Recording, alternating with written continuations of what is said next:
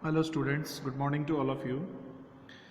Students, हम लोग financial management की बुक में 5th यूनिट कैपिटल बस्टिंग का टॉपिक हम लोग पढ़ रहे थे।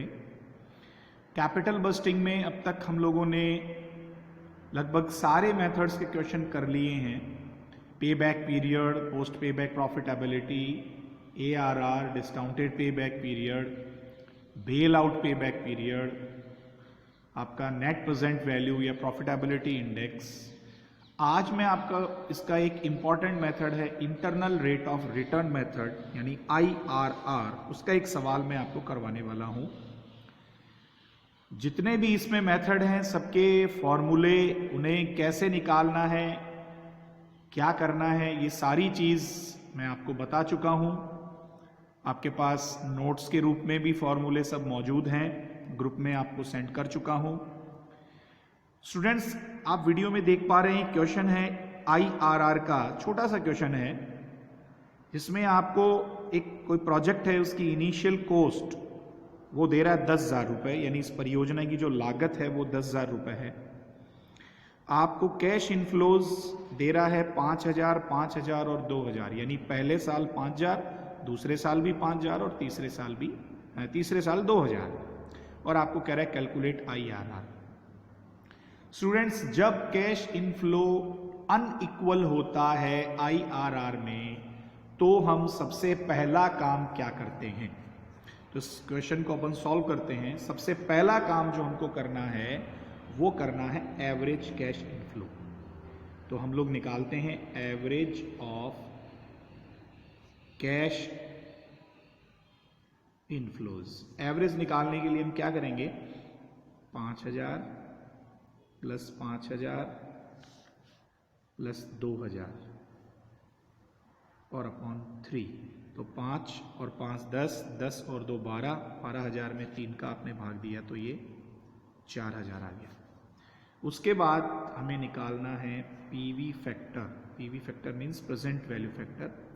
उसके लिए I यानी इनिशियल कॉस्ट में हम लोग भाग देंगे एवरेज कैश इनफ्लो का। ओके, तो इनिशियल कॉस्ट आपकी है 10,000 और इसको डिवाइड करेंगे हम लोग 4,000 से, तो ये 2.5 आ जाएगा।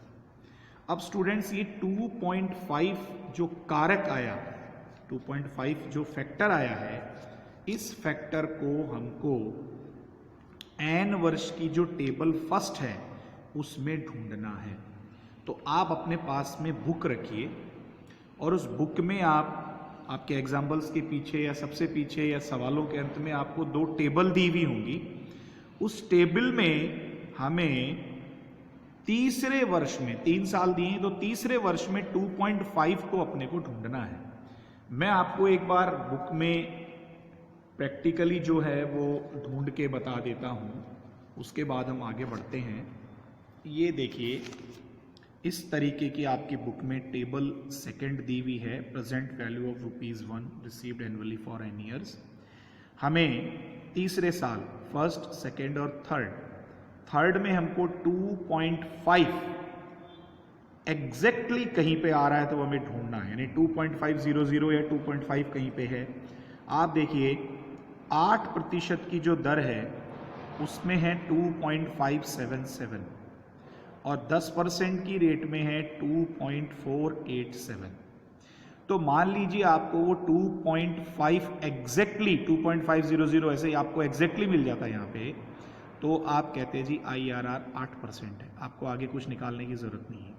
लेकिन यदि वो आपको एग्जैक्टली किसी दर के खाने में नहीं मिलता है तो आपको उन 2 दरों को ढूंढना है जिनके बीच में ये कारक मौजूद है, विद्यमान है। ओके, अब आप देखिए 8% को हम बताएंगे LDR यानी लोअर डिस्काउंट रेट, और 10% को बताएंगे HDR हायर डिस्काउंट रेट। तो 8% की जो प्रेजेंट वैल्यू हम लोग निकालेंगे वो आपके इनिशियल कॉस्ट से ज्यादा आनी चाहिए, यानी 10,000 से ज्यादा आनी चाहिए। आ जाती है तो इसको LDR हम लोग ले लेंगे, मान लेंगे। ये नहीं आती है तो हम इसके आगे बढ़ेंगे। ठीक है, आपको करना क्या है, आपने देख तो इसमें लिया कि भाई ये 8 और 10 के बीच में मिल रहा है। अब आप जब आगे जो असमान रोकड़ प्रवाह में जब आपको उसकी टेबल देखनी है, मान देखना है, तो आपको देखना पड़ेगा टेबल फर्स्ट में। ये देखिए, ये टेबल फर्स्ट है। टेबल फर्स्ट में अभी मैंने बताया 8 और 10, तो आप देखिए ये 8 है और ये 10 है। 8% की रेट 0.926, 0.857, 0.794 और 10% की ये रेट है, 12% की ये रेट है। ये अलग अलग वर्षों की रेट है, यानी हमने देखा टेबल सेकंड में और रेट ले रही ये, क्योंकि सवाल जो है वो अनइक्वल कैश इनफ्लो का है, असमान रोकड़ प्रवाह का है। और इस रेट को आप कैलकुलेटर से भी निकाल सकते हैं। तो पहले हम 8% की रेट से स्टूडेंट्स एक बार रफली मैं निकाल के देख लेता हूँ, फिर अपन आगे बढ़ते हैं। मान लीजिए हम लोग LDR लेते हैं 8%, तो 8% की जो रेट है वो हम देख लेते हैं। 8% की रेट पहले साल की 0.926 है, दूसरे साल की है 0.857 और तीसरे साल की है 0.794।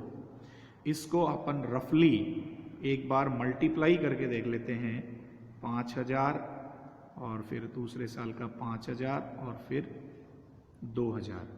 इसका जो टोटल है वो 10,000 से आपका ज़्यादा आना चाहिए।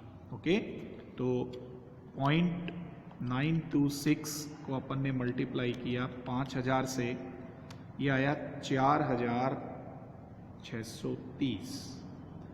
M प्लस में डाल दीजिएगा मेमोरी में, फिर 0.857 इसको मल्टीप्लाई किया 5000 से, तो आया 4285। उसके बाद है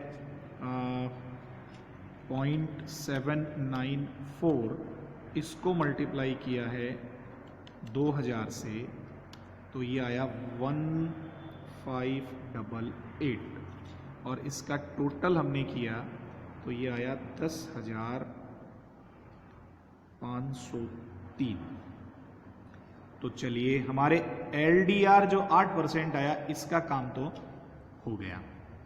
अब हमने अभी जब रेट देखी तो वो 8 और 10% के बीच में आई।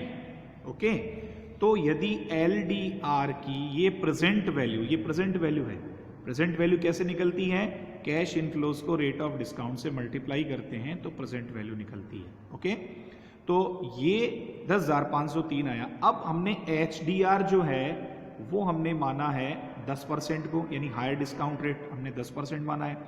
10% की जो प्रेजेंट वैल्यू है वो इनिशियल कॉस्ट से ज़्यादा नहीं आनी चाहिए, इनिशियल कॉस्ट से कम आनी चाहिए।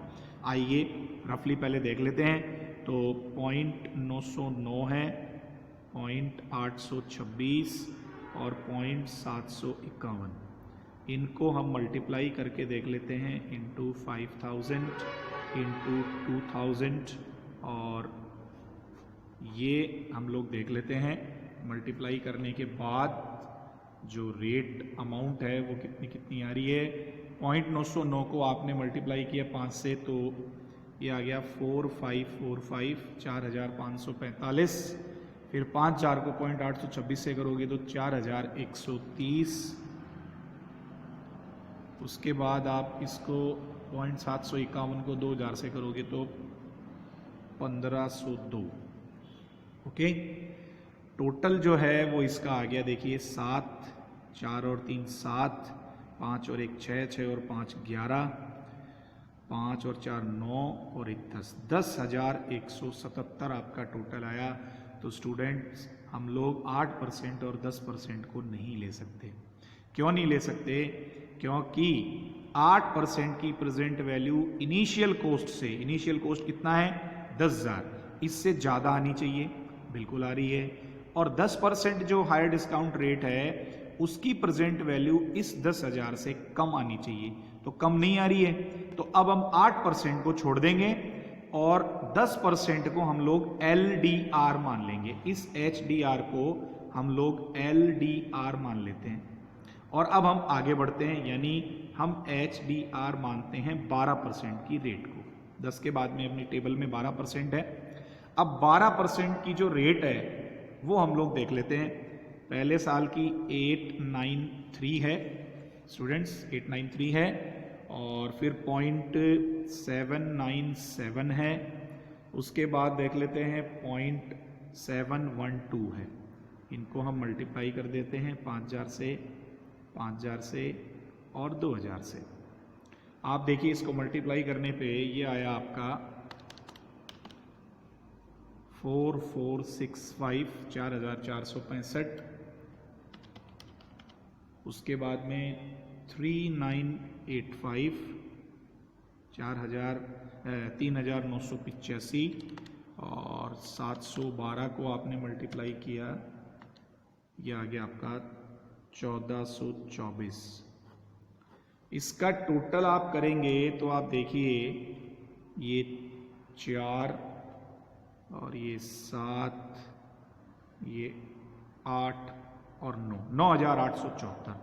अब हम लोग HDR इसको मान सकते हैं।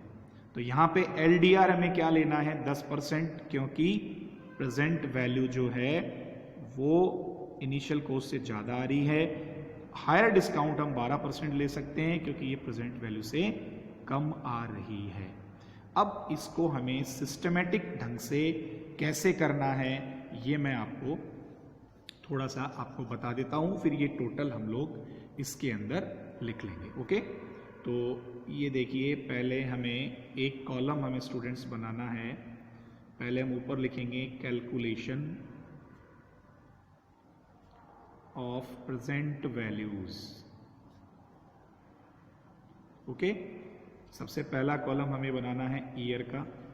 ईयर कितने हैं 1 2 3। दूसरा कॉलम हमें बनाना है कैश इनफ्लोज का। कैश इनफ्लोज आपको दिए हैं, देखिए 5000, 5000, 5000 के बाद आपको दिए हैं फिर 5000 और फिर आपको दिया है 2000। ओके, अब यहाँ पे आपने जो LDR है, LDR वो हमने माना है 10%। तो LDR 10% की रेट 0.909, 0.826, 0.751। अगले कॉलम में क्या लिखेंगे PV ऑफ LDR यानी प्रेजेंट वैल्यू ऑफ LDR। अभी अभी हमने मल्टीप्लाई किया है तो हमारे सामने है 4545, 4130, 1502 और टोटल हमारा आया था 10,177। ये आपका टोटल आ गया जो इनिशियल कॉस्ट से ज़्यादा होना चाहिए। उसके बाद हम यहाँ पे लिखेंगे HDR। HDR जो है वो आपका है 12%। HDR की रेट लिख लेते हैं 12% की 0.893, 0.797, 0.712। ओके, और इसको भी हम लोग मल्टीप्लाई करते हैं, आगे लिखते हैं प्रेजेंट वैल्यू ऑफ HDR। ये आपका 4465, ये जो हमने अभी निकाला ना, ये मैं ऐसे कैसे लिख रहा हूँ 3985 और 1424। वैसे ये काम आपको रफ में करना है, वर्किंग नोट में करना है। ओके, अब हम इसका अभी हमने टोटल किया था, ये टोटल आया था 9874। इतना काम स्टूडेंट्स अपन ने कर लिया। आपको ध्यान में क्या रखना है कि HDR की जो प्रेजेंट वैल्यू है उसका टोटल इनिशियल कॉस्ट से कम आना चाहिए।